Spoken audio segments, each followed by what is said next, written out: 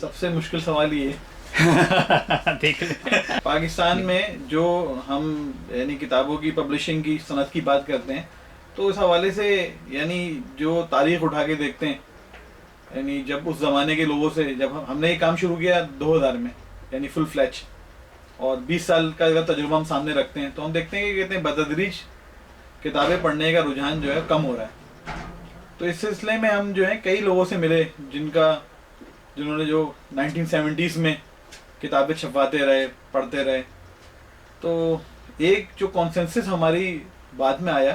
وہ یہ آیا کہ کہتے ہیں اس زمانے میں بھی اگر کتاب 1000 چھپتی تھی اور اس کو اگر آپ کہیں گے جی 1000 کتاب چھپنا اس آبادی کے حساب سے بہت بڑی بات تھی تو اب 300 چھپتی ہے یا 500 چھپتی ہے. تو بہر صورت ہم یہ کہیں گے کہ ہر دور میں کتاب پڑھنے کا رجحان ہمارے یہاں کم ہی رہا ہے, لیکن جو مزید اس میں چیزیں محسوس کی جانے والی ہیں وہ یہ ہے کہ جیسے اس زمانے میں بہرحال ایک لائبریریز کلچر تھا اور گھروں کے پاس چھوٹی چھوٹی لائبریریز ہوتی تھیں, لوگ اپنے ذاتی استفادے کے لیے وہاں جاتے تھے. اب وہ بالکل ختم ہو چکی ہیں. گورنمنٹ کا اس حوالے سے یہ ہے کہ کہتے ہیں جو بھی بجٹس وغیرہ برائے نام ہی ہوتے ہیں اور ہوتے بھی ہیں تو ان لائبریریز تک لوگ جا رہے ہیں نہیں جا رہے, ایک سوالیہ نشان ہے.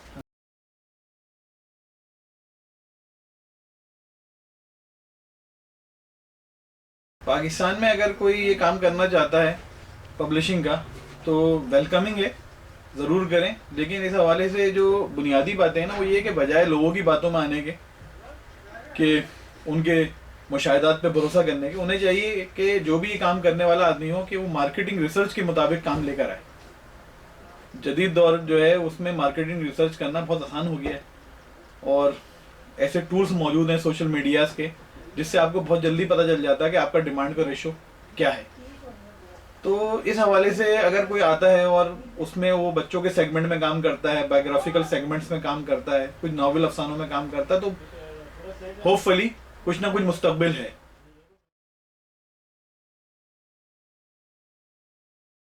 یہ کام جو ہے وہ تو ہماری گٹھی میں پڑا ہوا ہے. ہمارے جو دادا تھے فضل الہی وہ جب انڈیا سے آئے ہیں تو وہ ان کو بائنڈنگ کا کام آتا تھا اور وہ ادھر بہت ہی نامسدود حالات میں گتے جمع کر کے, اور گتا بھی کوئی ایسا امپورٹ کا سسٹم نہیں ہوتا تھا, روڈوں سے ادھر سے بہت ہی ناپائیدار طریقے سے کام اسٹارٹ کیا گیا اور انہوں نے بائنڈنگ خانہ لگایا اور زمانے کا مشہور بائنڈنگ خانہ تھا فضلی بائنڈنگ خانہ 1948 سے. اور بڑے بڑے لوگ آتے تھے ان کے پاس, اس زمانے کے جو بھی قلم کار تھے اور ادیب تھے وہ آتے رہے ہمارے یہاں. اور اس کے بعد جو والد صاحب نے جب یہ کام ان کے ساتھ جوائن کیا 1964 میں تو انہوں نے بائنڈنگ کے ساتھ پرنٹنگ کے کام کو کر لیا اور کام کافی انہوں نے والد صاحب نے انہانس کیا. فضلی سنس کے نام سے ادارہ جو بنایا وہ والد صاحب نے ہی ہمارے بنایا. پھر اس کے بعد ہمارے بھائی طارق بھائی ہیں, انہوں نے اس کام کو مزید آگے بڑھایا اور یوں سمجھ لیں کہ انہوں نے جو پبلشنگ کا کام کچھ کام والد صاحب نے ہی شروع کر دیا تھا اپنی زندگی میں, اپنی انتقال سے کچھ سال پہلے کچھ کتابیں چھاپنی شروع کر دی تھیں اور اس کو چاہتے تھے لوگوں میں ریڈنگ کا کچھ ریشو, ریڈنگ کا کچھ شوق پیدا ہوتا, کچھ اسلامی کتابیں کچھ جنرل کتابیں وہ چھاپتے تھے اور ہمیں سہولت تھی اپنے پریس وغیرہ کی بائنڈنگ خانے کی, تو کوئی اتنا مشکل کام نہیں تھا. پھر یہی کام جو ہے کہتے ہیں ہمارے بھائی صاحب نے اس کو مزید آگے بڑھایا اور اس کو بہت ہی جدید طور کے تقاضوں کے مطابق کیا اور انہوں نے ماشاءاللہ جو ہے اس کے اندر بڑے نایاب چیزیں چھاپنی شروع ہیں. اس میں پاکٹ بکس ہیں, دیوان غالب, کلیات اقبال, ان کی وجہ سے یعنی واپس سے ایک آپ یوں کہہ لیں کہ ایک فضا پیدا ہوئی کتب بینی کی اور لوگوں میں مطلب لوگوں نے بڑا اپریشیٹ کیا. خاص طور پہ دیوان غالب مجھے اچھی طرح یاد ہے کہ جب وہ لانچ ہوا تو وہ ایک یلو رنگ کا دیوان غالب تھا اس کا ٹائٹل, تو وہ لائن لگ کے ہی بک رہا تھا. 50 پیس تک ایک دکاندار نے اس کے آرڈر کیے اور غالباً غالب کی جو ہے وہ خاص ہے 100 سالہ یا 150 سالہ کوئی ہوتی جشن ولادت کا یا برسی تھی, اس کے حوالے سے اس کو بڑی پذیرائی ملی. اخبارات کا بڑا اچھا وہ تھا یعنی مائنڈ سیٹ, یعنی بڑی پروموٹ کرتے تھے ادب کو, تو ہمیں بڑی اللہ تعالیٰ نے عزت دی. پھر اس کے بعد پہ در پہ ہم نے کئی کام کیے اور بڑے اچھی کتابیں ہماری اس میں آتی رہیں. اور فضلی بک سپر مارکیٹ کا قیام جو ہے یہ 2000 میں ہی عمل میں آیا اور اس کی بنیادی وجہ میں نے آپ کو جیسے بتاتا ہوں کہ یہ ہوا کہ ہم اس کام کو نئے سرے سے وہ کرنا چاہتے تھے, آرگنائز کرنا چاہتے تھے. 98 سے وجود میں آیا کہ جب ہمارے بھائی نے اس کو وہ کیا نا تو ایک شاپ تھی ہماری اوپر, یعنی ایک فلیٹ کے اندر ہم نے ایک شاپ تھی, وہاں پر ہم نے یہ کام شروع کیا اور بڑی ہم اس میں مطلب جدید ترین طریقوں سے ہم نے کام کرنا شروع کیا جو ہمارے پاس وسائل میسر تھے. پھر 2000 میں ہم جو ہے اپنا شو روم نیچے لے کر آ گئے اور لا کے پھر ہم نے جو ہے کہتے ہیں اس میں جو ہے اس کو ڈسپلے وغیرہ کو اپنے اور انکریز کیا. تو پھر اس کے نام اسی زمانے سے فضلی بک پھر ہم چلا آ رہا ہے ہمارا, اور اللہ کا شکر ہے کہ کہتے ہیں اس کا نام ہم نے رکھا تھا فضلی بک سپر مارکیٹ, کہ بھائی دکان ایسی دکان کتابوں کی جہاں پر جو ہے جو تصور ہو کتابوں کا, سپر مارکیٹ کا, ہر طرح کی کتابیں ہوں. بس یہ خواب تھا, ابھی تک تو پورا نہیں ہو سکا ہے, لیکن اس کی تمنا جاری ہے. ایک ویب سائٹ بنا لی ہے, اب اس میں کوشش کر رہے ہیں کہ اس طرح کا اسٹیٹس بن جائے کہ کم از کم وہ سپر مارکیٹ ضرور بن جائے کتاب کی. بھائی صاحب نے 2000 کے بعد فل فلیج مجھے یعنی یہ شو روم کے حوالے سے کہا کہ اب آپ اس کو اپنے طور پہ مینیج کریں. تو 2000 سے پھر میں نے اس کو کیا اور میرا ایک 20 سال کا تجربہ اس کام میں بڑھ گیا. تو ہم نے بھی چھاپا, کتابیں چھاپتے رہے اور چھاپ رہے ہیں مسلسل.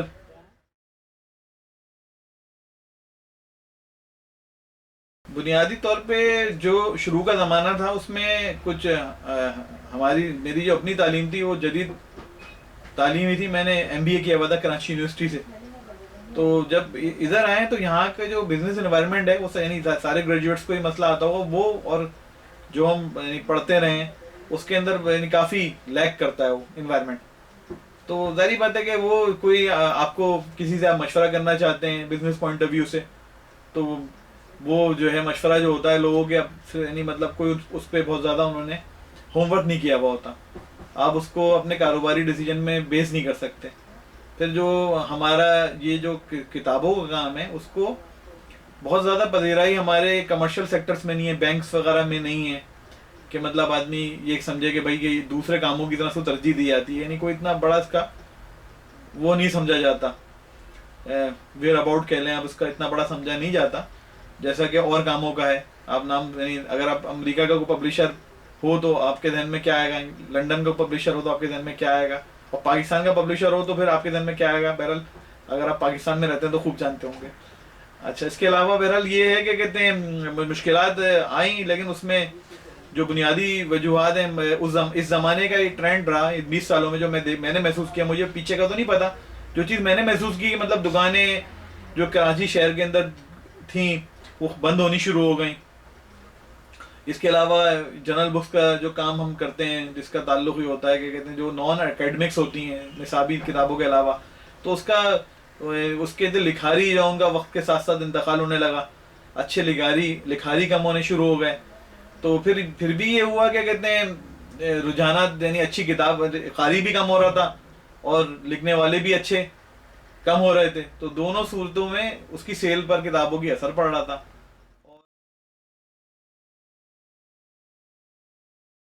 یہ کاپی رائٹ کا جو قانون ہے ہمارا, اس حوالے سے میں یہ سمجھتا ہوں کہ اس کی کوئی یعنی باقاعدہ اویئرنیس نہیں ہے لوگوں کو جو پروفیشنلی کام کرنا چاہتے ہیں, یعنی جو اس کام میں داخل ہوں, یعنی کوئی ایسا انسٹیٹیوشن نہیں ہے جو اس کو اسٹڈی کرواتا ہو پبلشرز کو, کوئی MBA کی ڈگری ہو کسی انسٹیٹیوٹ میں جہاں پر 6 مہینے کے اندر پبلشنگ سے متعلق سبجیکٹس میں کاپی رائٹ پڑھایا جاتا ہو. تو پرابلم یہ آتا ہے کہ کہتے ہیں لوگوں کے پاس جو انفارمیشن ہے کاپی رائٹ کے حوالے سے وہ مس لیڈنگ ہے, وہ ان کو پتہ نہیں ہے صحیح باتیں, اور اس کا نقصان کتاب چھاپنے میں ہوتا ہے. کتابیں لوگ بغیر اجازت کے چھاپ لیتے ہیں, ان کو پتہ ہی نہیں ہوتا بھائی کہ اس کے کیا معاملات ہیں کیا نہیں ہیں, اور جب آپ اس کو باقاعدہ کاپی رائٹ سے چھاپنا چاہیں تو اس وقت جو ہے اس کے اندر بھی ہمارا مزاج جو ہے اس کو ہمارا قومی مزاج اس کا ساتھ نہیں دیتا. یعنی لوگ جو ہیں کہتے ہیں وہ لکھت پڑھت سے اوائڈ کرتے ہیں, پھر کوئی مر جاتا ہے تو اس کی وراثت کے جو حقوق ہوتے ہیں وہ پھر مطلب کوئی آدمی لے لیتا ہے. تو کافی کتابیں اتنی اچھی نہیں چھپتی کہ اس کے لوائقین جو ہے کاپی رائٹ تک ان کو اپروچ کرنے کا کوئی فارمولہ یا کمرشل یا گورنمنٹ سیٹ اپ نہیں ہے, کوئی ایسی ویب سائٹ نہیں ہے کہ جہاں پر وہ حقوق فروخت ہو جائیں. اگر کوئی ایسی ویب سائٹ ہو, میں اس فورم کی حوالے سے کہوں گا ہونی چاہیے, جہاں پہ جو بھی مصنف کے جینوئن وہ ہیں وہ آگے اپنی پروڈکٹس اپنی کتابوں کے نام بتا دیں کہ بھئی یہ دستیاب ہیں, اور ہر آدمی اس کو لے کے جس کو ہو اس کو سیل کر لیں تو وہاں سے مائنس ہو جائے. تو ایک ایسی کموڈٹی بن جائے یعنی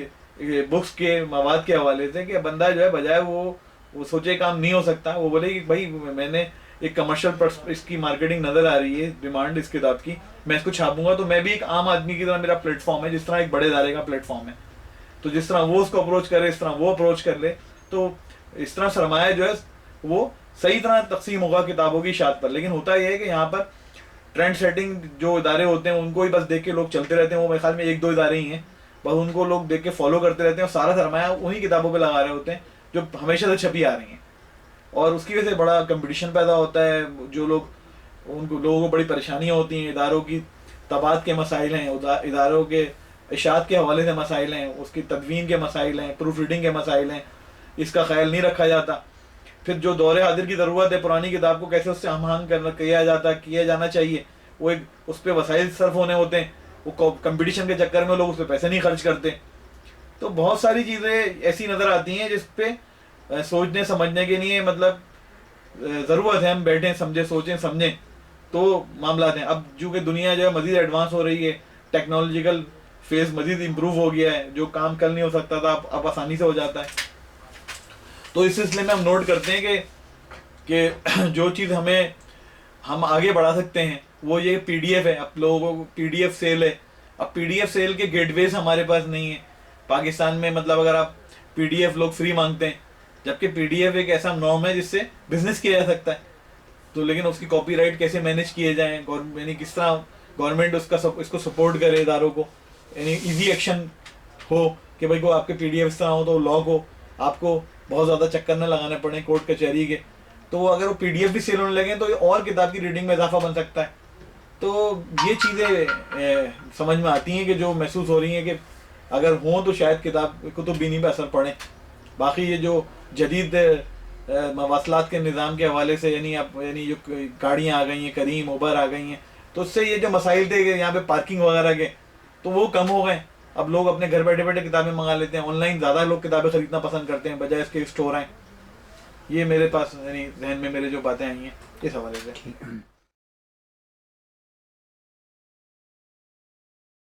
آپ نے بہت ہی دل سے چوبتا ہوا سوال کیا ہے. ایسا میرا ہر انسان کو ہر کاروبار میں آتا ہے, یعنی کوئی اس میں کتابوں کا دوش نہیں ہے, کتابوں کی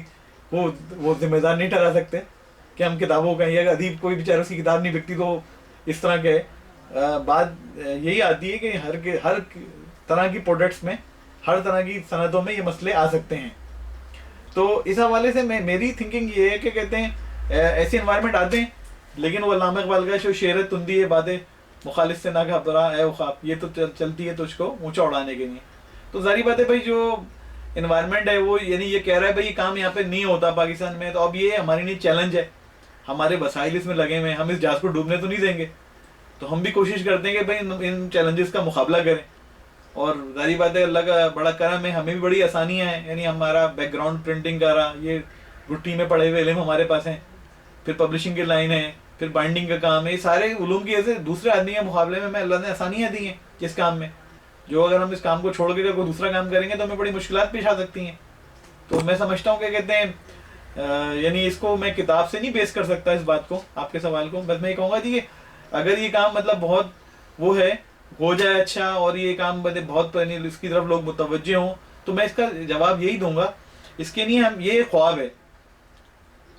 ہے جو ہم نے دیکھا ہے, اور ہم اس کی تکمیل کے لیے, اس کی تعبیر کے لیے ہمیں کوشش کرنی پڑے گی, بلکہ جدوجہد کرنی پڑے گی. ہمیں سوچنا پڑے گا بہت سارے چیزوں پر کہ قارئین جو ہیں ان کا ذوق کیسا چینج ہو رہا ہے, کیا ان کی ضروریات ہیں, قارئین کے لیے کیا سہولیات ہیں.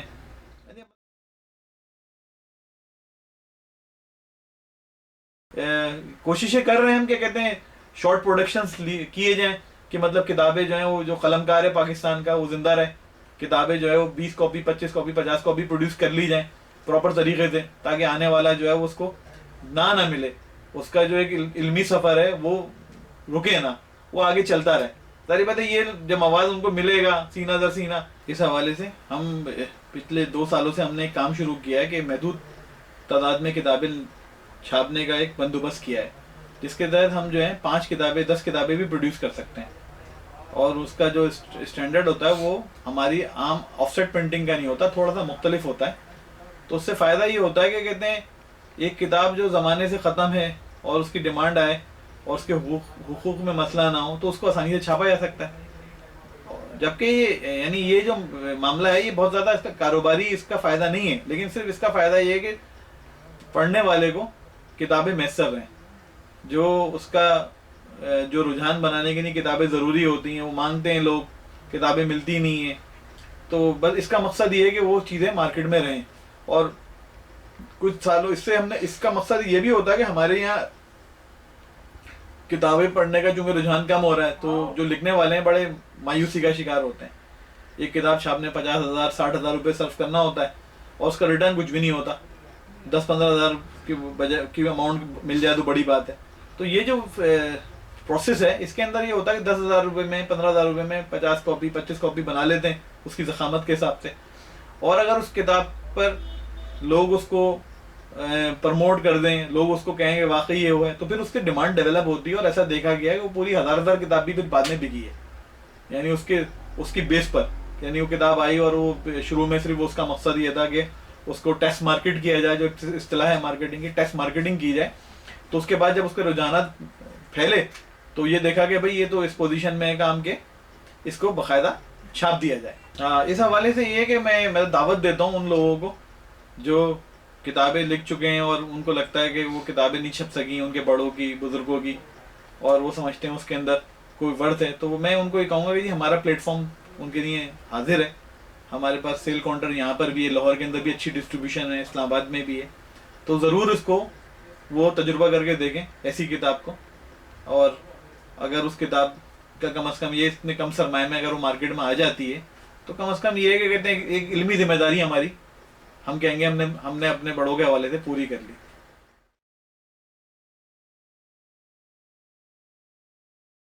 جنرل کتابوں میں جو پڑھنے کا رجحان ہے وہ زیادہ تر کتابیں ہیں بائیوگرافیز، سوانح عمریاں، ان کو پڑھنے کا رجحان نمبر 1 ہے. پھر اس کے بعد ناول ہو گئے، اس میں جو خواتین ناول نگار ہیں آج کل، عمیر احمد، نمرہ احمد، یہ سر فہرست ہیں. اور بھی مطلب یہ کہ کہتے ہیں ناولوں میں کچھ رجحانات پیدا ہوئے ہیں جدید، تو ان میں رسپانس ملتا ہے. اس کے بعد افسانے وغیرہ ہیں. اور اس کے بعد تاریخ لے لیں آپ، تاریخ کی کتابیں، اسلامی تاریخ کی کتابیں بک جاتی ہیں. پھر ہوتے ہوتے صحت بھی تاریخ کے ساتھ ساتھ چل جاتی ہے. پھر جو ہے نفسیات کی کتابیں، وہ بھی ناول کے ساتھ کہہ لیں آپ سیکنڈ نمبر پہ، یا کبھی کبھار اس سے اوپر نظر آتی ہیں سیل ہوتی ہوئی، کیونکہ اس کی ضرورت آج پاکستانی معاشرے میں بہت زیادہ محسوس ہوتی ہے. نفسیات سے متعلق جدید جو نفسیات ہے، سیلف ہیلپ وغیرہ، یہ اس کو لوگ کافی پسند کرتے ہیں. شاعری کا چونکہ زبان ہماری ختم ہوتی جا رہی ہے، اردو زبان، اور تو ہم یہ دیکھتے ہیں کہ کہتے ہیں اس کی وجہ سے شاعری کے اوپر بڑا برا اثر ہے. شاعری کی کتابیں بہت کم بک پا رہی ہیں، اچھے شعراء کی کتابیں نہیں بک پا رہی. تو یوں ہم کہہ سکتے ہیں کہ یہ ہمارے ذہن میں رینکنگ آئے گی.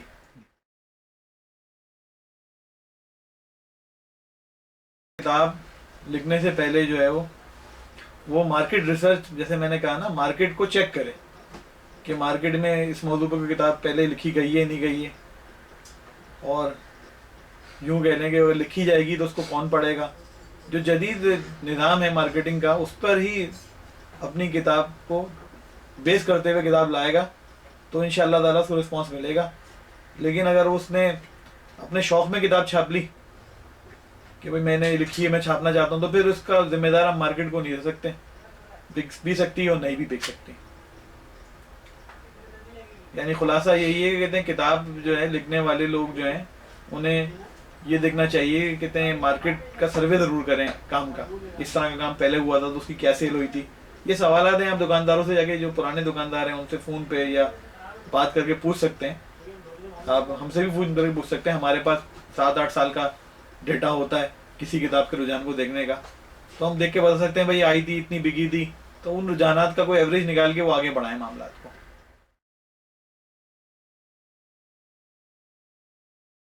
انفرادی سطح پہ تو مطلب یہ کہ گھر کے جو لوگ ہیں، یعنی جو جن کے بچے اسکول جاتے ہیں، پڑھتے ہیں، انہیں چاہیے کم از کم وہ خود مطالعے کی عادت ڈالیں. کیونکہ آپ دیکھیں اگر ہمارا جو تعلیمی شرح ہے ہماری، یعنی جتنی ہماری لٹریسی ریٹ جسے ہم کہتے ہیں، تو اس حساب سے کتاب تو نہیں بکتی، نہ پڑھی جاتی ہے. اب یہ ایک ایسا خلا ہے اسکولوں کا، کالجوں کا، یونیورسٹیوں کا، کہ وہ بچوں کو ریڈر بنانے میں کامیاب نہیں ہو پاتے، اور وہ صرف ان کا ایک مخصوص یا محدود سا ٹارگیٹ ہے کہ جاب کرنی ہے، انجینئر بننا ہے، ڈاکٹر بننا ہے، وہ سب بن جاتے ہیں لیکن وہ لیڈر نہیں بن پاتے، ریڈر نہیں بن پاتے تو لیڈر بھی نہیں بن پاتے۔ تو میرے جو ذہن میں اس حوالے سے بات ہے کہ اگر انفرادی سطح کی بات کرتے ہیں تو بھائی یہ تو کتاب آپ کو تھامنی پڑے گی، یعنی خواتین ہیں وہ مطلب اپنی دلچسپی کی کتابیں لیں، بچوں کو جب نظر آتی ہے یہ چیز گھر میں کتاب پڑھ رہے ہیں، کتاب دیکھ رہے ہیں، والدین آدھا گھنٹہ کتاب پڑھ رہے ہیں، کوئی اس میں سے واقعہ کوٹ کر رہے ہیں، تو ان کی زندگی میں اس کے جو نقوش ہوتے ہیں وہ قائم ہو جاتے ہیں، اور اس کے بعد جو ہے کہتے ہیں وہ بھی پڑھنے لگتے ہیں کتابیں۔ ہم جو کتب بینی سے اتنے وابستہ ہیں تو ہم نے اپنے بچپن میں دیکھا کہ ہمارے کمرے میں ایک والد صاحب نے ایک الماری تھی کتابوں سے بھری ہوئی، اس میں بہت ساری کتابیں لگی تھیں، ابھی بھی حافظے میں 2-4 کتابوں کے نام ہیں، تو وہ ہم دیکھتے تھے کہ وہ رات کو سونے سے پہلے وہ کتابوں کا مطالعہ ضرور کرتے ہیں، ہم سو جاتے تو کتاب پڑھ رہے تھے۔ تو یہ بس شجرکاری مہم ہے یہ بھی ایک طرح کی، کہ والدین سے اگر انفرادی بات کرتے ہیں تو اتنا بڑا مسئلہ نہیں ہے، اس کے لیے ہم ہر کام کا ذمہ داری سے ہم حکومت کو ٹھہرا دیتے ہیں، اور کتابیں تو ویسے ہی بہت سستی ہوتی ہیں کہ آپ یعنی مطلب بہت آسان ہے کتابوں کا حصول، یعنی آپ اپنی پسند کی بچوں کی کتابیں جو ہیں 300-400 روپے کی بھی جمع کر کے شروع کر سکتے ہیں، ڈائجسٹ آتے ہیں تو خواتین اس سے شروع کر سکتے ہیں اپنا مطالعہ، تو مطلب 400-500 روپے میں بھی آپ اگر اسٹارٹ کر دیتے ہیں 3 مہینے 4 مہینے کے اس میں، تو یہ کلچر آپ پیدا کر دیتے ہیں، اور پھر آپ کے بچے ڈاکٹر بھی بن جائیں گے، انجینئر بھی بن جائیں گے، لیکن ان کی جو قابلیت ہوگی پھر وہ ہوگی مانی بھی، کہ مطالعہ جو ہوتا ہے نا وہ پھر جو جبرن مطالعہ وہ الگ چیز ہے، اور جو شوقیہ مطالعہ وہ الگ چیز ہے۔ شوقیہ مطالعہ کرنے والا جو ہے اس کے جو پیرامیٹرز ہیں، جو اس کی سوچ ہے وہ بڑی وسیع ہو جاتی ہے، اور سوچ کھول دیتی ہے، فکر و غور و فکر کی دعوت دیتا ہے مطالعہ انسان کو،